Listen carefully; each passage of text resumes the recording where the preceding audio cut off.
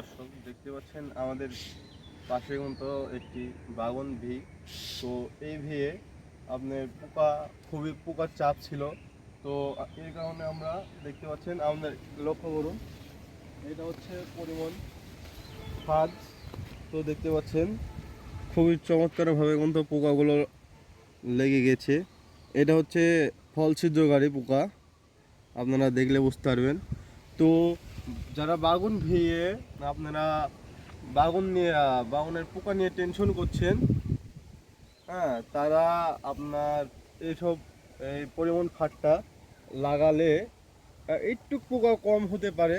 তারপরেও আপনারা নিয়মিত বীজ দিবেন বা বাগানের চর্চা করবেন, তাহলেই আপনারা বুঝতে পারবেন যে বাগান আসছে। আমাদের পাশে দেখুন গাছগুলোতে খুবই চমৎকারভাবে বাগানগুলো চলে এসেছে। তো এই দেখুন বাগানগুলা, কালারগুলো সুন্দর। তো দেখতে পাচ্ছেন। তো আপনারা বাগানগুলো খুবই যত্ন করবেন, এখন যেহেতু বাগানের দাম বেশি।